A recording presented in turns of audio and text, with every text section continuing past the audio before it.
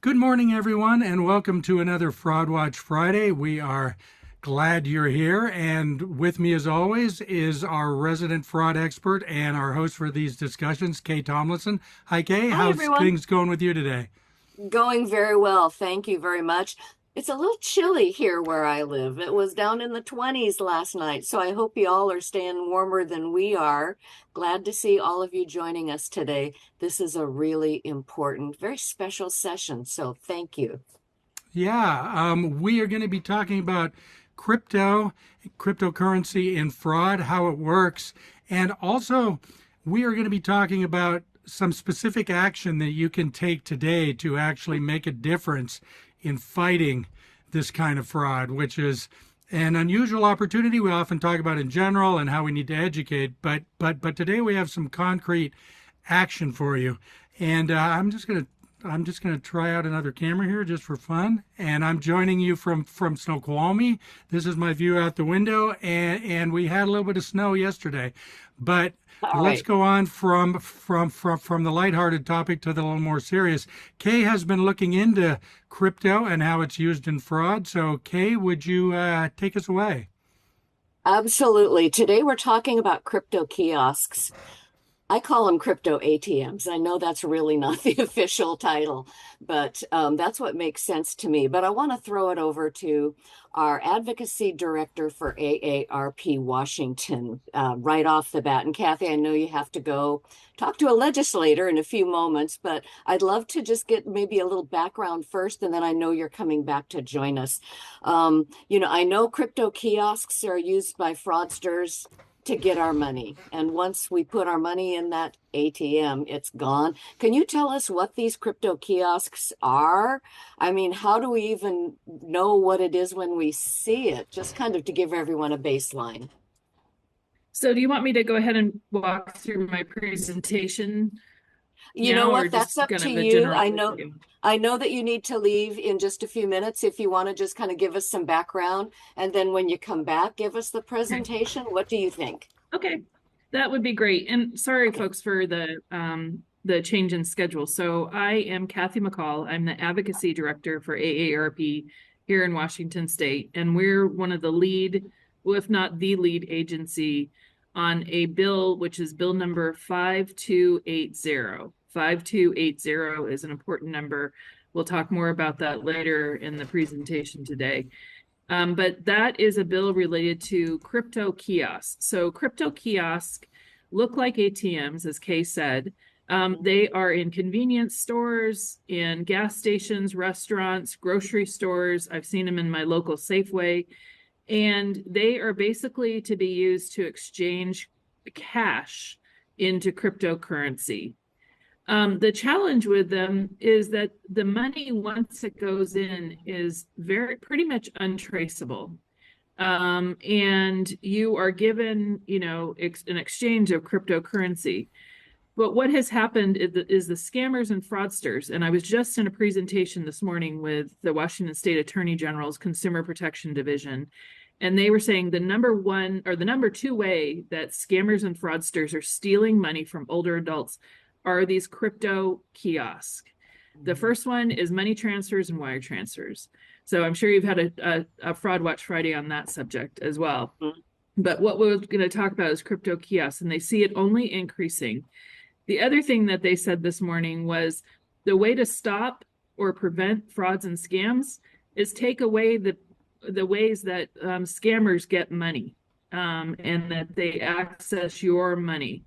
So these right now there is no transaction limit on the kiosk. So somebody could stand there and put in 10, 20, 30, 40, 50, $60,000, and that is happening. People are being scammed and told that for one reason or another, they, miss jury duty, or they have an outstanding warrant, or they have, a text scam, or there's a variety of, or the romance scam. Romance. All of those, they're using the back end, they're using the kiosk to take your money. It's not traceable, there's no transaction limit, and there's incredibly high fees. The crypto kiosk industry is making billions and billions of dollars on these kiosks. they, in testimony, when I'm working on this bill, are saying, oh, we need higher fees. We need to have the money to, be able to pay for the armored cars, armored trucks that come and pick up this cash. Oh, we could use that money to do more consumer education. My response is, what consumer education have you been doing for the last 2.5 years since we've been thinking about this bill? Zero, none. So it's really important to realize that they have a huge profit opportunity before them. A lot of the transactions that are not frauds and scams are perpetrated by other kinds of criminals, mostly money launderers, drug traffickers, and people who trade in human beings, called human trafficking. There is no way on earth, nowhere on earth, that this should be allowed. And they have been given free rein to operate businesses in this country and across our nation. This has popped up and has been perpetrated and jeopardized the financial safety and health of older adults. There's also a lot of younger people, but it's older adults that have the highest percentage of dollars lost in these kiosks. ARP has taken a very, very definitive position on this, that we do not oppose cryptocurrency. We think there is a role for cryptocurrency. Whatever that is, you make your own decision, that's fine. These kiosks need to be regulated. The federal government is not doing it, so it's up to states. Currently, 18 states have taken action and regulated these machines. So the bill that we're working on in Washington State is to put a cap at $2,000 and also limit the fees. Also require a paper receipt from all of the kiosks, because we know if they have a paper receipt, that the consumer can at least go to law enforcement and say, I made this transaction and it was fraud, and to try to have some way of recovering the money. The chances of it being recovered are very slim. So really excited to be here and talking to you today about the crypto kiosks. And again, there's 1,000 of them across the state. And when I do my presentation, I have a map and it shows kind of where they're at. We have the addresses for all these locations. And we are really wanting to make sure that we're working with our state legislature on this issue. The challenge has been the kiosk industry has spent a lot of money to hire some of the very best lobbyists in Washington State. And they are feeding information into the legislature and telling them that this bill 5280 is going to kill their industry. They call it a de facto ban on crypto kiosks. It is not. It does not. And in fact, in California, where the same kinds of regulation took place in 2024, so 2 years ago, the kiosk industry and the money that's coming in is still keeping all of those kiosks in operation. They have 4,500 of them. They're continuing to grow and expand. So for them to make the argument that we are trying to kill the crypto kiosk industry is wrong. It's false and it's misleading. It is an argument used by the kiosk industry to basically give them the ability to do business as usual, which is no transaction limit and continuing to steal your retirement savings and your money. So these are very prominent, very prevalent scams. And in fact, I hope that we have a woman that has so graciously is willing to share her story. She lives right here in the Olympia area. And she wants to tell her story so that you hear from how complex these scams are and what they do in terms of getting you. I know you've talked about getting you under the ether, using fear, scare tactics, anger, assertiveness, aggressiveness, to get you to give your money to them. And what she went through was just extraordinary. And I think it's really important for you to hear her story. So again, thank you very much. And I will be back in about 10-15 minutes and Hmm. look forward to continuing this conversation. Thank you. Yeah. Yeah. Thank you so much, Kathy. And thank you for, I know this was the only time that the legislator that you're speaking with had available. So we appreciate you still making time to join us today. And Kathy, as she said, will be back. She has a presentation with slides where you can, she's going to share a lot of information with us. You know, one thing, she had mentioned that these crypto kiosks are just about everywhere. I would encourage you to go online to your search engine, say Google, whatever you use, and just do a search on crypto ATMs near me or crypto kiosks near me and see what comes up, because I can guarantee you're going to be just amazed. So I want to bring one of our other special guests on with us right now. And this is Dan Mall. He's a exceedingly passionate volunteer. We just love Dan because he's so well spoken and so knowledgeable. And he's really been working closely with Kathy and the legislators to share this point of view for AARP and to try to get some movement on this bill. You know, Dan, thank you so much for joining us. We really appreciate it. You know, as a volunteer, you know, what are you doing to support these efforts that Kathy's talking about? Well, and thank you for having me. I'm very pleased to be able to talk to you folks. As a volunteer for AARP, and I've been a Fraud Watch volunteer for 3 years, and we take calls from people who have been scammed Mm. or think they're being scammed and help them understand it and unwind it and give them resources. Specifically, what I'm doing, and I think we're going to end with this too, I have been making calls to legislators. I have been sending letters, snail mail letters, Mm. and emails, members of the committee that have control over this bill. I've been writing letters to editor, and my wife was thinking I'm getting a little obsessive with this, but this, It's not a bad thing, Dan. well, no, but what Kathy was alluding was saying is that the amount of money that's being lost through these crypto kiosks is really is sky writing, whatever, you know what I'm saying. Mhm. Um, Huge. Washington is fifth in the nation for complaints and seventh in the nation for losses. According to the FBI, and this is a recent report that the FBI came out with, losses in crypto kiosks have gone up over 2,000% since 2020, Wow. and that's actually an understatement. What I've discovered in talking with victims and relatives or friends or family of victims in these scams is people have gotten smart about gift cards. Hmm.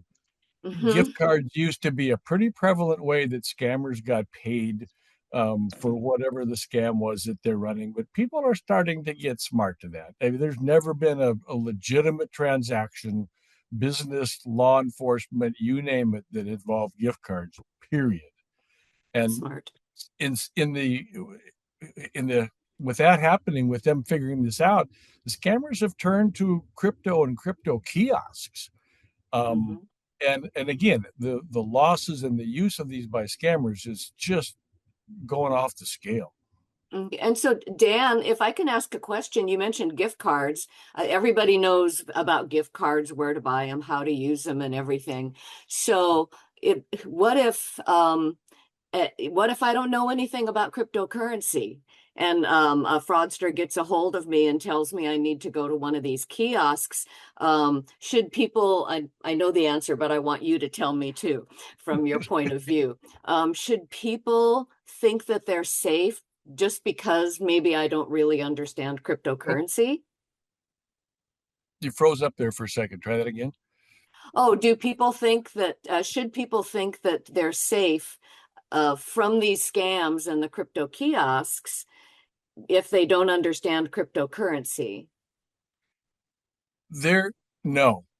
Okay, If you, good. if you as a victim, I mean, you as take a call from whomever, and they convince you to go and put money in a crypto kiosk, I guarantee you there is no doubt you are being scammed. And they're going to tell me how to do it step by step Oh, if I don't even know and how to turn it yeah, on, so to speak. and this is a little frightening. I just thought about this the other day. These people are generally in third world countries, some of them in huge compounds, and they have the skills, the ability, and the training to tell the people that they're speaking to where to go, and they walk them through step by step Step on by how step. to use these crypto kiosks. Hmm. That's just, to me, that's just amazing. Wow. That is amazing. So, we've got so many people that have joined us today, and I know that, just the information you and Kathy have shared so far, and I know she's going to give us even more details when she's coming back with her presentation. So we can post a phone number. You mentioned you're calling legislators. Do you think that having all these people call their legislator for their district, or people that support or against these bills down in Olympia, that seems like it's going to help. We'll post the number. What do you recommend that they convey to their legislator? You know, vote against it, vote for it, really support this. We want protection, or how should they go about it? Is, I guess, what I'm Well, asking you. clearly support the legislation that is providing for some restrictions on these crypto kiosks. And I got to tell you, I'm not a particularly politically involved guy, but I've been impressed with how easy the access is to the Washington legislature, to sending an email, to making a phone call. Um, and so, yeah, do all those. Every little bit's going to help. And what I think is equally important here is to stop it before it starts, the crypto thing, and talk to friends and neighbors about crypto being used in scams. That's another angle here. Hmm. Okay. So yeah, and yeah, like Andy says, easy for crypto to also be used for money laundering, um, to move large amounts of money. And Bruce has also put a link um, to contact your legislator very easily with action.aarp.org/fraud, WA, fraud WA. And so I guess, Dan, another question is, I know that you've been on the Fraud Watch hotline for a number of years talking to folks that have been victimized by frauds. Excuse me. Um, you know, what, why are you involved in this? What specifically you individually caught your attention for this? I mean, I know it scanned or spans almost every type of fraud. Cryptocurrency is now the main feature of how to get paid by fraudsters, for Right. fraudsters. So how did you get involved with this? I mean, what brought you to this topic? Well, when I retired, which is now 12 years ago, got on Medicare, I started getting calls about, I can get this free back brace or this, my supposedly from somebody associated with my doctor's office. And they were just persistent. So I called the state Medicare office, which, by the way, is really good for helping people figure out their Medicare options. And they referred me to the Fraud Watch network, which has a call center in Denver, and a little bit of training and returning calls from people who have been Mhm, scammed. And it really has been rewarding. We are making a difference. The Fraud Watch mhm, network, the people are absolutely incredibly well versed and committed to this. mhm. Yeah, absolutely. And, for any of the folks that are with us today, if you're interested in volunteering, there are a lot of opportunities at AARP Washington. Um, you know, the hotline, there is the Speakers Bureau, there's advocacy if you want to participate in this legislation. And also, I would encourage you to, if you have a question for Dan, for myself, Andy Meyer is with us, one of our other fraud experts that a lot of you probably know because he joins us each Fraud Watch Friday and answers almost all the questions that I don't know, especially on the cyber side and the AI side. So, Well, actually, I was going to say, Kay, that Andy has a question, which I okay. think Oh, is a good good. one. And then also, I want to thank DM for putting a link to contact your legislator if you want to send your own message, which is also just as good Good. as the one that we put. But Andy asks, it seems that crypto kiosks would be ideal for money laundering. Mm-hmm. And it's an easy way to move large amounts of cash anonymously.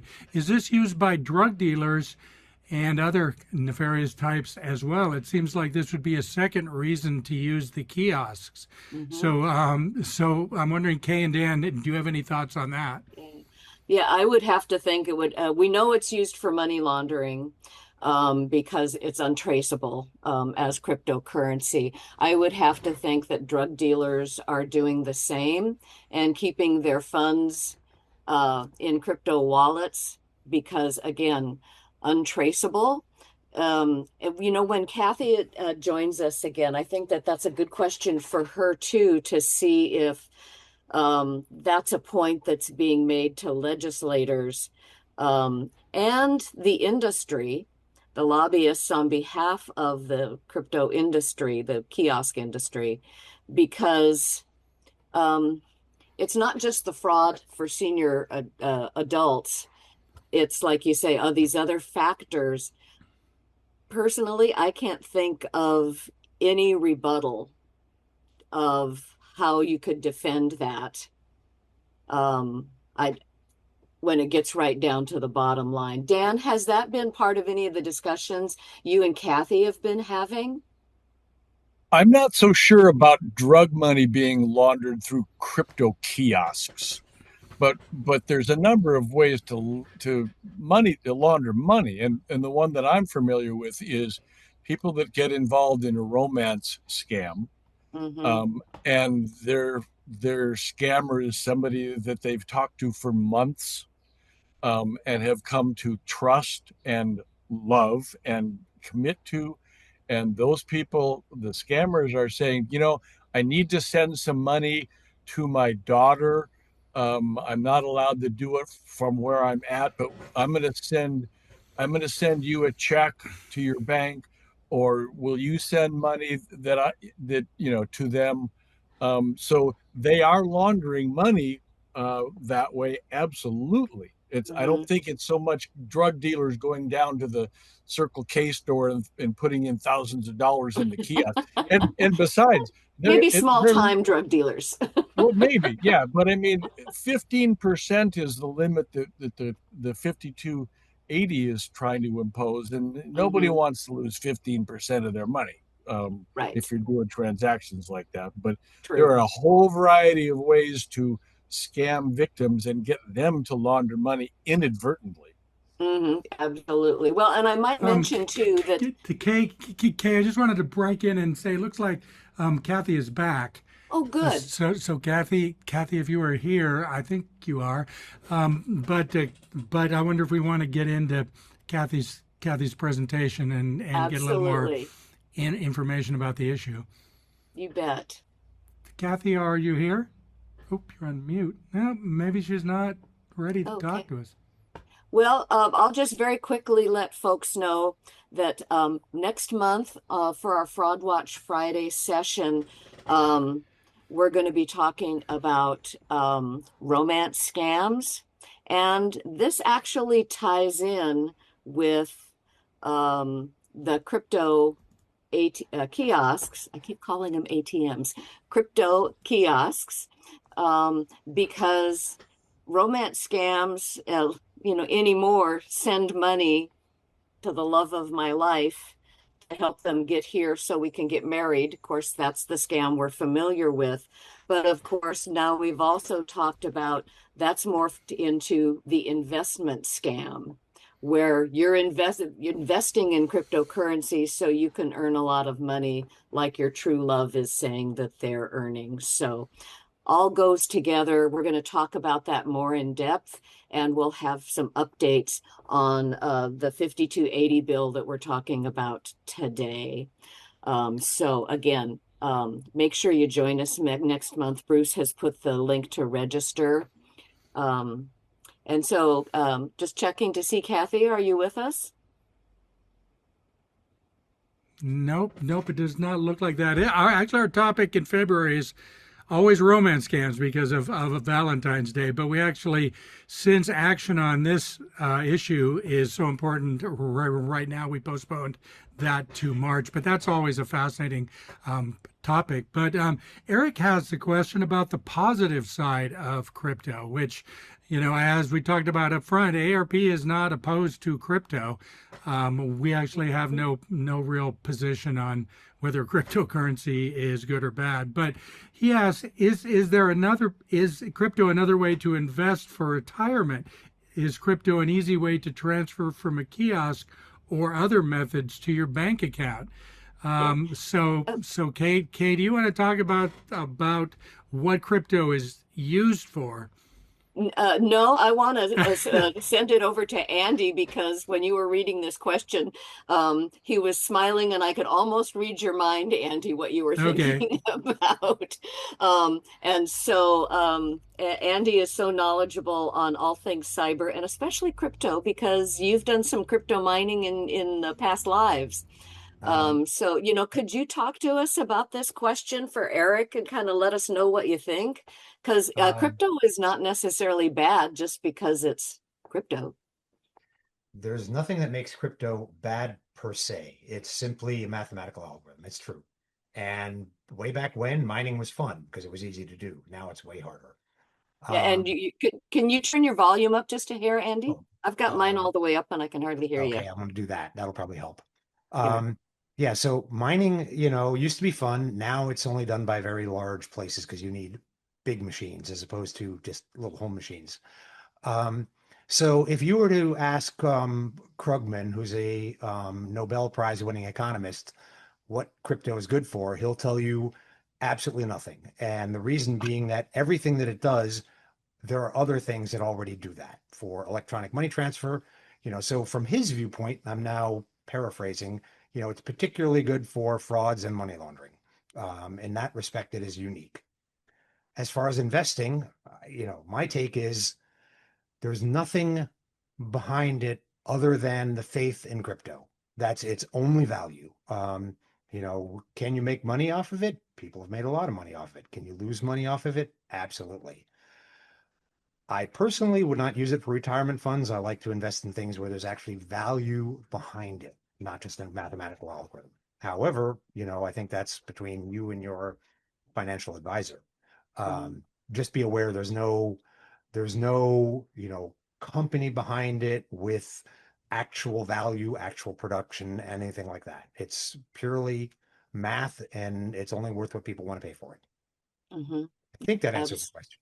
Yep, absolutely. Dan, did you want to comment on that? Well, I've got 30 plus years as a registered investment advisor. I would suggest that the idea of investing in And you're crypto breaking up. it's a somewhat separate discussion. I've got some very strong opinions about whether I should invest in crypto or not, but through the kiosks is not the way to do it. There's Hmm. a variety of other ways that are much less expensive, just as convenient. And I mean, investing in crypto in a kiosk is like getting your investment advice between the beer cooler and the beef jerky. I mean, really? Yeah, I forgot to mention that there are, if you want to buy crypto, either use an exchange. There are a bunch Hmm. of reputable exchanges out there, or you can now, I believe, check me, tell me if I'm wrong, Dan, you can now actually buy a fund that is a fund of crypto. So you aren't actually yourself having to manage it, which, unless you're pretty good at it, you probably don't want to be doing anyway. Absolutely, you're right, Andy. Yeah. And Kathy, I can see that you're back. I hope all went well with your phone call. Yes. So I was talking to Representative Hackney. He is a member of the Consumer Protection and Business Committee that is still has not heard this bill. It was supposed to be heard on Wednesday, and the chair pulled the bill from the committee from the public hearing. So we are demanding, and that's going to be part of the advocacy action we asked for you to take, is that this is such a serious issue and such a serious issue to public safety that the committee must take action, and they need to vote this bill out of committee. Okay. And if you'd like to go ahead and move into your presentation and share your screen, Okay. that's going to give us some great background. We've talked a little bit about what people can do. Dan has shared, you know, the action that he's been taking and what others can do to help with by phone call or email. And then we've talked a little bit as well about just basic cryptocurrency, safe, yes or no. So what else can you tell us? So let me go ahead and go through this slide presentation. And I think, you know, a lot of this might be information that you already have or know about, but I'm going to go ahead and walk through this again, because I think, you know, I work on this day in and day out. And so I'm very familiar with it, as is Dan and Kay and Bruce and our whole team with AARP. But for all of you who are new to it, I think it's just really important to kind of repeat, because this is complex stuff and it's new technology. And I feel like I'm a pretty good technology user. I used to work at Microsoft. I still am not as good as my daughters are with technology. So I'm learning as I go as well, about a lot of these things. But one of the great things that we have a fabulous team in our national office, including a person that used to work with the FBI that's working on this with us. So incredible brain trust. So a lot of this slide presentation has been created by them. So again, what we're trying to do is to licensure and make sure we can register crypto kiosks. They're currently required to register here in Washington State, but they don't have a lot of other regulation. We have been working with DFI, which is the Department of Financial Institutions, which is the regulator for these, in agency request legislation. So I'll talk a little bit more about that. And this is just an example of kind of what one of these looks like. So AARP Washington is we're not anti-crypto. We know that scammers are attracted to kiosks because they can launder money easily and it's not traceable. So it's really difficult to get anything returned. We've seen that past legislation, especially in other states, has really achieved positive results in reducing fraud. We want to do the same thing here in Washington State. Unfortunately, I just feel like, why is this so hard to explain to Washington lawmakers that we need to protect residents from fraud? So what they are, again, they are devices that exchange cash and cryptocurrency. They convert cash to cryptocurrency.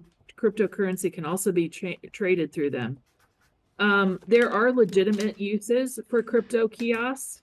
And especially for people that work in cash intensive industries, or that they want to send money back home to their family member. It is a way to do that.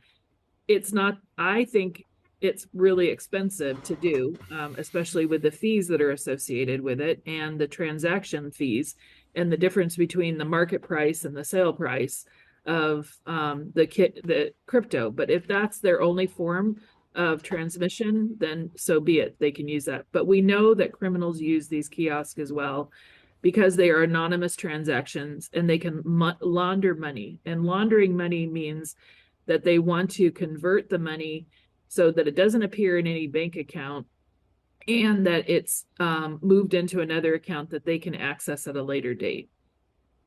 So I told you I have a map. I have a map of where these kiosks are in the state. And I have a list of where they all are. And as expected, a majority of them are kind of in Western Washington and the Puget Sound area. And then we also have a huge portion that 51 should, is really representative of Spokane. Spokane imposed an outright ban on the kiosks because they could not put up and tolerate the amount of fraud and scams that were taking place.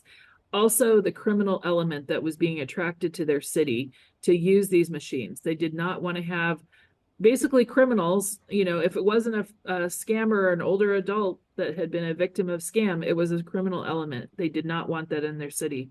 The 59 down in the bottom is Vancouver. They are considering the exact same thing because they're tired of having a criminal element coming into their communities. So, and a lot of the kiosk operators, are doing this thinking that they're, providing a service to the community. And they also get paid. They get a small amount of money. We think and what we've learned from our data is it's between $350 and $500 a month. What we cannot prove, but I think it's starting to reveal itself, is that some of the kiosk operators, depending on the company that they're working with, are also receiving a portion of the money that's deposited, which is gross. Sorry, but that's just my opinion. So here's kind of the breakdown, and you see that while cryptocurrency reports are, spread across age ranges, that a large majority of them are older adults over 60, and definitely the largest amount of money that's being transmitted through these crypto machines for scams and fraud. And here, some of the names of the companies that are the big purveyors of the kiosk are listed below. Here in Washington State, we also have CoinMe that used to be called, that used to be part of Coinstar. Coinstar was the place where you deposit all your, leftover household change, and you get either a voucher to use at your grocery store. But they also merged with a company called CoinMe.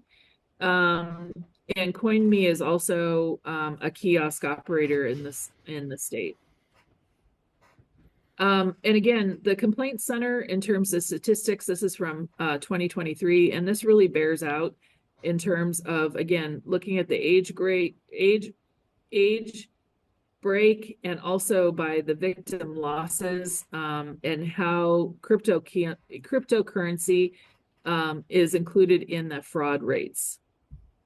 So the scam works, again, I think you talked about it. It's all the scams that we've heard about. The tech support where your computer freezes and you need help on unlocking your computer, the imposter scam, whether it be the IRS, the government agency, company, romance scam, investment scams. But most of these scammers are directing people to the kiosk, and they're creating this really strong sense of urgency, layered on with fear and a lot of aggressive tactics, and people are scared, and they're in a heightened state of emotion, and they're making decisions because they are scared and they're afraid, and they want to get this resolved. So here's where we stand. Washington State, we're in the kind of the purple and pinkish one. So we have regulation and guidance, but we do not have, and we had a bill introduced, so that's why we get the two colors, but we have not enacted a law. 18 other states have enacted laws across the country. And as you can see from this map, is pretty much every state is considering some type of regulation for these kiosks. So again, how does this work? And I'm not going to walk through all of these slides, but if you wanted to go into more in depth, we can make this slide deck available. But again, the challenge is that a lot of these things don't exist currently, so there are no transaction limits. We have $1,000 a day written in here, but the bill that we're working on right now is $2,000. And then the transaction fees are also another tool. And then also one of the other things that some of the other states have been looking at is customer service. And the other thing we're going to be looking at is a paper receipt, because some of the legislation says include a receipt. but they don't say paper receipt. So the scammers are creating fake email accounts. And so the receipt goes to that fake email account, and the consumer never has it, so that they have no ability to share it with law enforcement. And this is something that we heard directly from law enforcement, that they said one thing that would really help a lot is if they did have a paper receipt. And then one of the other things, and I know Dan Mall and I have talked a lot about this, is refunds. And it was interesting yesterday when I was meeting with legislators that one of the legislators said, you know, if we open up this bill again, let's ask for a refund. Let's put it on the table. Let's get it out there. And I said, I would support that. I would agree 100%. Whether it's going to go through or if it's a negotiation tactic by this legislature so we can at least get some regulation done, that's up for question and up for discussion. So transaction limits, I thought this was a great quote. This came from the Los Angeles Sheriff's Department. And they just talked about, you know, the challenge with and why the transaction limits work. It basically slows people down from putting in thousands and thousands of dollars into a kiosk. And it also helps them prevent what they're also trying to prevent, which is some of the human trafficking and the other criminal elements related to drug trafficking and money laundering. So the arguments, though, that are used against it by the industry are daily transactions don't work, and they know that's not true. Limits, you know, will just be send consumers to other kiosks. That's not true, because they even say with their own blockchain analytics, they can actually monitor and process and detect virtual currency where it's being transacted, and they have the ability to track some of this down. And so the other thing that they the other argument that I've heard, and it just disturbs me quite a bit, is this last one, that regulating crypto transactions doesn't put it on an equitable footing with cash, which is crazy. And I'm sorry, it just, you know, they say that this is an option for some communities that are unbanked to have a way to invest and to create some kind of financial future. And that is a bogus argument by the industry to try to secure or to prevent this legislation from happening. So again, the takeaways, we talked a lot about information, but again, we ARP and our members, we're not anti-crypto, and we're not trying to ban these machines. We believe in very reasonable consumer protections that foster increased public safety. These kiosks are becoming the biggest challenge to public safety. We want people and communities to be safe. We want these machines to be safer for everyone. So I hope that you all will take the time and support us in this effort on 5280, the bill that we're working on. There's going to be ways for you to engage. I think Kay has a phone number you can call your legislator. Bruce in the chat will also give you a link that you can take immediate action by clicking one link, and it will send an email automatically to your members of the House, your 2 representatives in the House, encouraging them to hear this bill and to vote it out of committee. We know we have the votes. And that's what I've been spending my time on the last 2 days. And then again on Monday is meeting with as many members of the House as I can. And they all thought that this bill was a slam dunk. They thought it was done. And when I told them that it was pulled from the public hearing schedule, they were like, what the hell? What happened? Sorry for being so colorful in my language, but it was literally, I've had other expletive words used by members of the legislature in their frustration that this bill has not moved forward from its current position. There were a lot of expletives that they used with me yesterday. I won't share them, but they thought it had passed. And even members of this committee thought it had moved forward, that it was moving forward, and that there was a public hearing scheduled. And they were shocked and appalled, just as you should be, that your legislators are not taking action to protect you as the public and as the consumer. And I know there's other people from other states. The same thing goes for your state. If you don't have regulations on these kiosks, you should demand them from your lawmakers. So thank you for joining us. Thank you for the opportunity for you to hear from me. This is one of my very passionate things. As you can tell, I'm just a little bit passionate about this topic, but it really requires you to use your voice with your legislator. They don't want to hear from me all the time. They want to hear from you. They want to hear what you have to say and that you're concerned by this. Because I know eventually that if you are not scammed, you will know somebody that is scammed or that will be scammed in the future. And if we can take some proactive steps now to prevent that from happening, we're all going to be better off. So thank you very much. Yep, absolutely. Thank you, Kathy. This just heartbreaking and spectacular at the same time. Bruce, has our other special guest been able to join us? Do you know?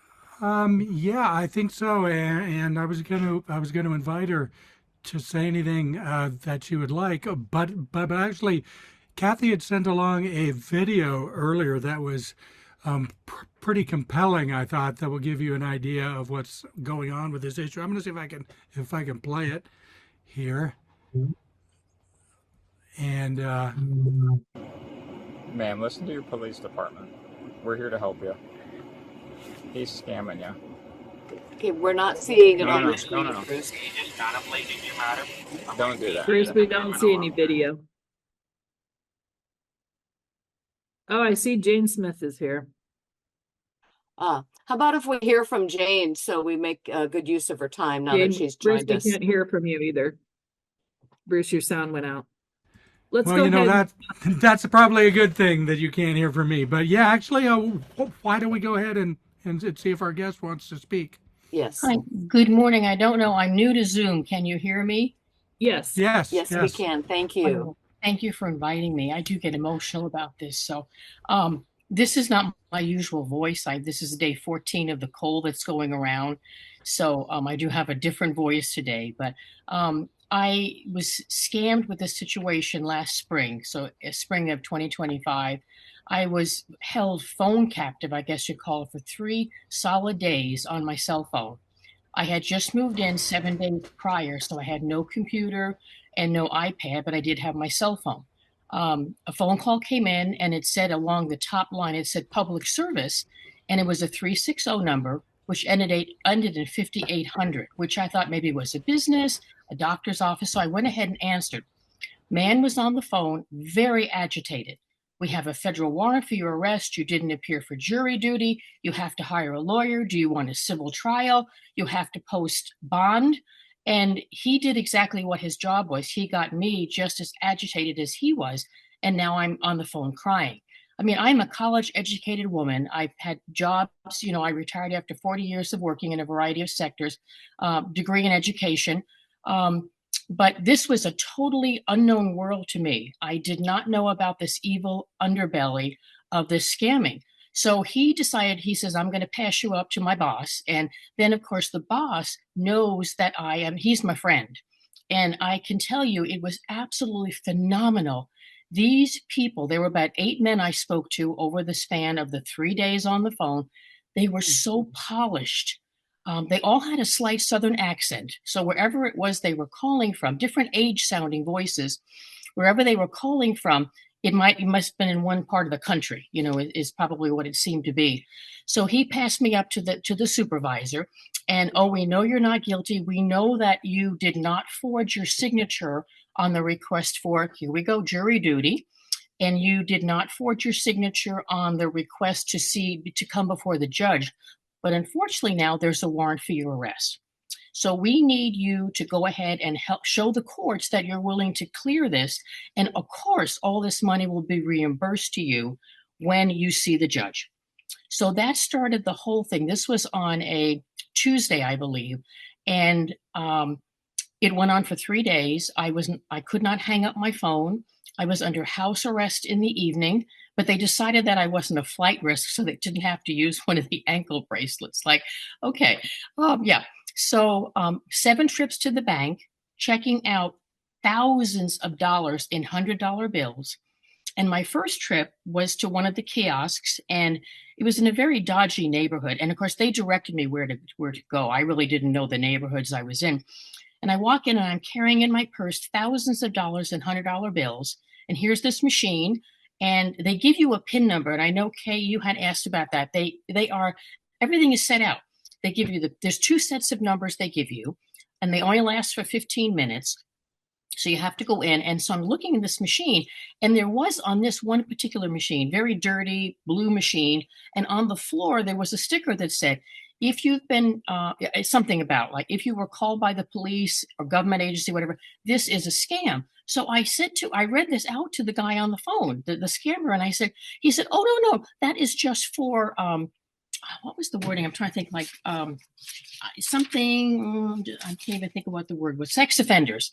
I thought, I don't know, He said, no, the government has been using these machines since COVID. It's the way the government transfers money around. So they have all the answers. So again, I'm not doubting. I as I said, the whole thing summing this up is that I was uneducated. I don't consider myself foolish. I knew nothing about this world. So I said, I can't do this right now. So I get back in the car. I go, so let us find another machine to send you to where you will feel more comfortable. So new address, I go and find this new machine they send me to, walk into the store, more of a modern store, and it felt less scary to me. And I stand there with $100 bills, putting this one by one into this machine. And I had to wait for a receipt, which it printed out, because this was what I would show the judge to get my money back. So I get back to the car, and now I have a new person on the phone. And he said, oh, good, everything went through. He says, but once we get this first lien or whatever it is against you cleared, he said, we don't know until we run a Washington State something or other. And he said, now we see that the Washington State has a lien against you too. So now I have to give them more money. And I haven't, at the end of these 3 days, I barely eaten or slept in the 3 days that I was on the phone with. They were on my phone constantly. Even while I was in the bank, they were on my phone. So he said, and this is how to show you how educated they were. The fellow said, let's get you home so you can get some nourishment. And he said, well, go ahead and kind of figure this out for tomorrow. So the next day happens, which is Wednesday. I go back to the bank again. Now the bank is aware that something's going on. This is my bank and they know me. But because I was under a gag and suppression order, I was not allowed to tell anybody what was going on. So after my 2, 3, 4 visits to the bank, the women who were intuitive to this, they were all women tellers, 2 different banks, 2 different branches. They would give me paper. Are you okay? And I just said, I am fine. I'd write back on a little tablet, legal issue I'm dealing with, whatever. This went on for the 3 days. It didn't resolve until the end of about 3:00 on the 3rd day, when the manager, who knows me, she said, what can we do? What are you afraid of? And I said, arrest. And then I finally wrote for the first time the agency that I was on, the fictitious agency I was on the phone with. She held up her hand and she had the non-urgent local police number, because I was told I'd be arrested by the local police because there was a warrant for my arrest. She called the number. 3 people, two police cars showed up 10 minutes later. And at that point, I thought I was going to be arrested. And I pretty much, the first officer walked in and he mouthed the word scam. And at that point, I pretty much almost collapsed. They whisked me into one of the offices away from the main part of the bank. And what's ironic is the police officer, who was a local police officer, his mother was also scammed. So it's so prevalent. It is. And as I have talked to more people, it's just absolutely, they are so good at what they do. And the thing is that's scary, they're only going to get better. But if there had been a limit on those machines, if I wasn't standing there with thousands of dollars, putting it in and in and in every single $100 bill, if there was a way to prevent that, that would keep me from having lost all that irretrievable money. So it's just, this bill is so important. It's so important to be passed to protect seniors and everybody. I mean, the only way that I can get through this is by sharing my story. And because I'm mad. I'm mad at what they did to me. There's no way to get my money back.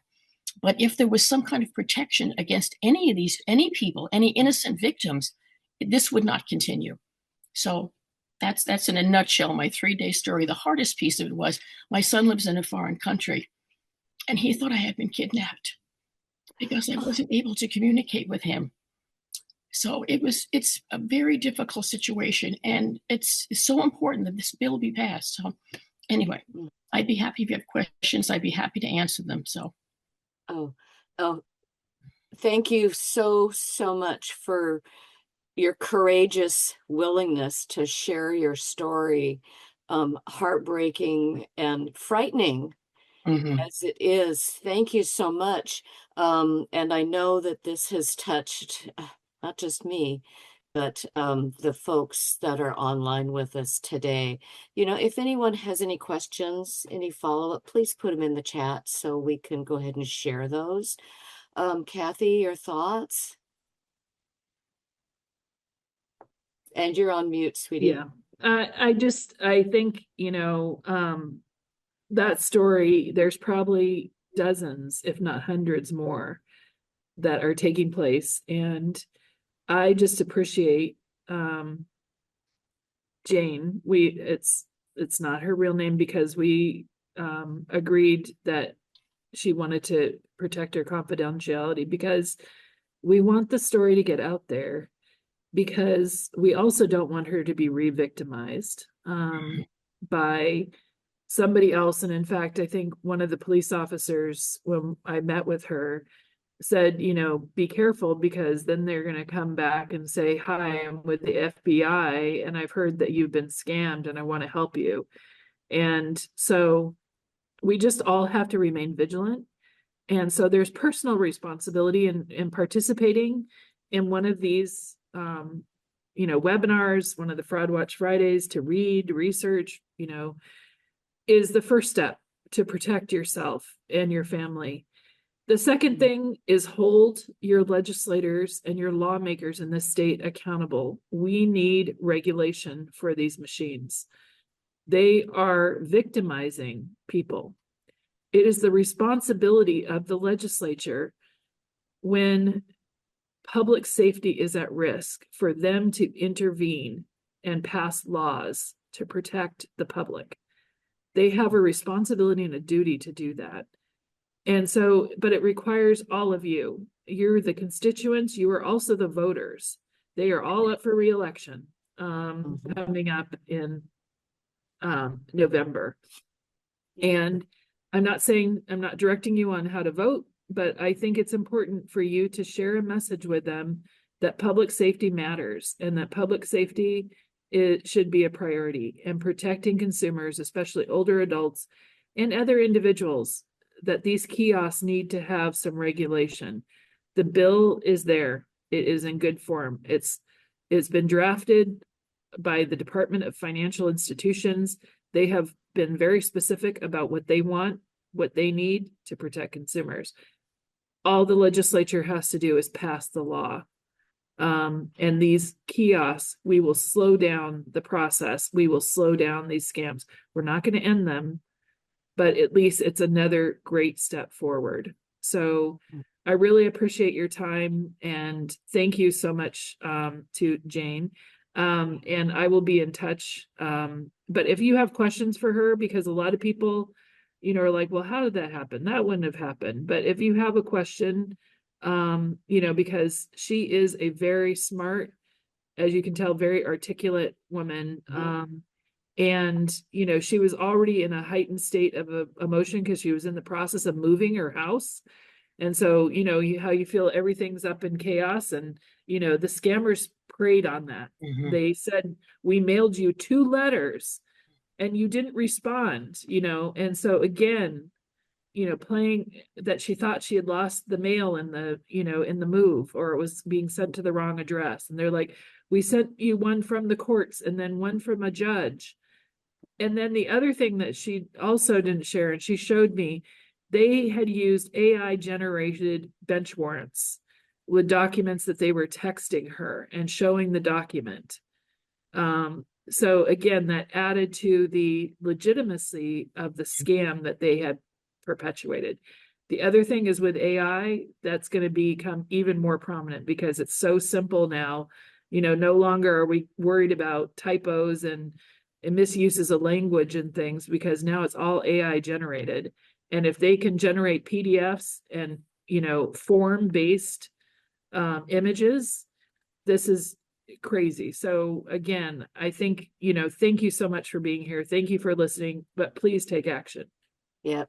And thank you again from all of us here at Fraud Watch Friday and AARP, Jane, for, as I said, courageously sharing your story. Kathy, Dan, thank you for joining us today to share this information and sharing your call to action for all of us. For everyone, please jot down the numbers and the links that are in the chat. We're going to include those with the follow-up email with the survey requests that we typically send out. We'll include Kathy's PowerPoint presentations, which she said she could share. So that's you're going to get that information very quickly. And please take steps to contact your legislators. I can tell you from personal experience, they listen to you. They listen to their constituents. They want to know what you think. So please take action. And thank you very much for joining us, Bruce. And you're on mute. I know. I know. I'm We just love trying to be Zoom. courteous. Yeah, I was just going to say that we're a little over time, but I think we can keep going for a couple more minutes. Jane, there is a question for you from Eric, who asks about the fake documents. I've seen a couple of them. They are very well done. Could you talk about the fake documents? Yes, thank you. Yes, they were quite amazing. There were several of them. They had my name, entire social security number. In the different ones they had sent, and this was, of course, via text on my phone, how I received this. They never did get into my email at all, my email account. But they were ones where there was a medallion of the police department medallion on the bottom, and they had work history. They had credit card numbers minus the last 4 digits, which I guess I am learning now is just, Bruce, you and I could have the same, 52976, whatever, I guess, for our bank accounts, our credit cards, but the last 4 digits are just mine or they are just yours. Those are the things that distinguish the difference. Well, I didn't know that before I was scammed with all of this.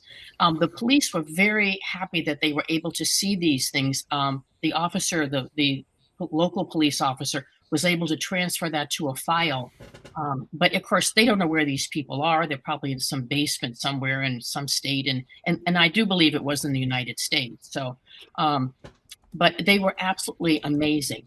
They would have, the fines, how much were paid. And then there was another question that came about how much they did not know how much money I had. And I never in any way divulged that. But they kept seeing when they got the first several thousands of dollars into the machine. Then when I got back to my car, they said, now you have a Washington State warrant. We need this extra money. And that's when they sent me, and I know, Bruce, you saw this when we met yesterday, there was a a booklet that they had about, and I even forget why the person sent it to me, because this time I was day 2 of meltdown for me, of emotion and physically exhausted. They had sent that to me. And so all of these documents were absolutely, they were just so amazing. The other thing that was interesting is that, because I had a government job myself in my prior life, that one of the things that really solidified me that I thought they were real, these were real people, is when I would use my car to drive to another location, I was always have to note my odometer reading. And every single time I went from the bank to the machine or back home again, they always asked me for my mileage so that I would be reimbursed for that when I saw the judge. So they are absolutely fine-tuned. And Kathy, you said exactly spot on. They are only going to get better at this. And so it's our obligation, it's our state's obligation to keep people from becoming victims on this. So I hope that answers some of the questions that were directed to me. Yeah, actually, the other question comes from Stephanie, and I think you kind of answered it. Of how did they know how much money they could demand from you? Yeah, and they were willing to be, when I got further into this, they were willing to be negotiable. After the first huge big amount, I think that they don't want to keep demanding more, because I think that's when the suspicion really grows. The first time they had me, because they had me emotionally, held over a barrel. And then the second amount they asked for was a much, much lesser amount. But they wanted to see what would keep happening. And Kathy, you had also mentioned, we had spoken yesterday, that I live in a community where they do have a IT and all this kind of protection, because I only had been here for 7 days and did not know about this group I could have called on. But what she had warned me about, one of the people that lives, she's a professional person in my community, is that what they do sometimes is that the first group got all this money, and then they would put me over to another group like the FBI, and they would say, hey, we learned that you lost all of this money and we are so sorry. We can help you get that money back. And then I would have been in another situation. And after the 3 days had happened, I was getting calls then from New York over and over and over again. And at this point, as Kathy and Bruce know, I no longer answer my phone. If you need to reach me, you need to leave me a message, because I've been so traumatized by this, I don't answer my phone anymore. Good. All right. Well, I'm just putting some links in the chat, including for the Fraud Watch helpline. The volunteers like Dan will get back to you and advise you or your loved ones if you are involved in, perhaps a potential fraud pitch. You can always contact them and they can advise you. I wanted to see if I could put the. Let me try one thing here and see if I can share the link to the action alert. Can you see a web page there? No. No. No? All right. Well, this isn't working. So I'm going to stop sharing since Also- that is not working. But Also, an easy way. So if you have not looked at the chat, let me just read you the phone number for the Washington State Legislature. So everybody have a pen and a piece of paper. Get your pen and piece of paper. It's 800-562-6000. 800-562-6000. And that is answered by a live person. And they will ask you what district you live in, or if they'll ask you for your address, and they will connect you directly. Or no, they don't connect you. They write down what bill you're focused in on. So you can just say crypto kiosk 5280, vote yes. yeah, and that's all you need to do. And then also a thing that I was going to show you, if my screen sharing is working, is that on the action page there is a pre-written email message, so you don't have to compose your own message. You can just add your name and click send, and it's just that easy. But if you want to add your own message, that's even better. But if you just want to take a few seconds and send a message on our action page, you can just put your name in and click send, and it could not be easier. It takes less than 30 seconds, and it would really make a huge difference in this effort. So kind of with that, thank you for listening to all this information. Ordinarily, we don't ask you to do anything or to talk about legislative issues like this, but this is so important. It's happening right now, and it's coming to a head over the next few days. If we don't advance this bill, then it will be done for this year, and we'll go another year without the protections that other states have. So that's why it's urgent. That's why it's important. That's why those of you who think of yourselves as fraud fighters, we really need you right now. So Kay, did you have something to add? Just thank you all for joining us today to learn more about this important topic. Thank you to our special guests. Jane, thank you so much again for sharing. And please take just a moment to take action with a phone call or an email. I know it's going to make a huge difference. Yeah. So anyway, next month we will be talking about romance scams. Crypto kiosks will factor into that because, that's just a way for con artists who have people in their thrall to get cash and send it off to never be seen again by law enforcement or victims. But romance scams are always a big issue. People lose so much money. And it's always so interesting how these scams work, how sophisticated they are. So be sure and sign up for next month. That was in the chat, but that will be in the follow-up email. We had the phone number for the Fraud Watch Network. You can also see them online. But again, if you need help in the moment, and if you're in a real emergency, you can always call the Fraud Watch helpline. We can't recommend that enough.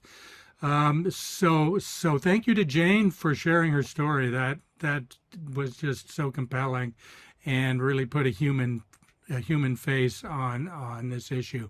So with that, come back and see us on March 20th. It's the same day of the month next month, same third Friday of the month at 10:30 Pacific time.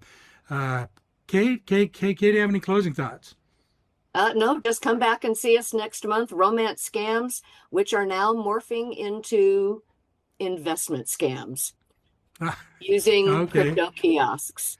Using crypto kiosks. All right. We're expanding, unfortunately. So join us next month, won't you? All right. All right. Well, thank you again, and I hope you have a good Friday, and we'll see you next month. Thank you.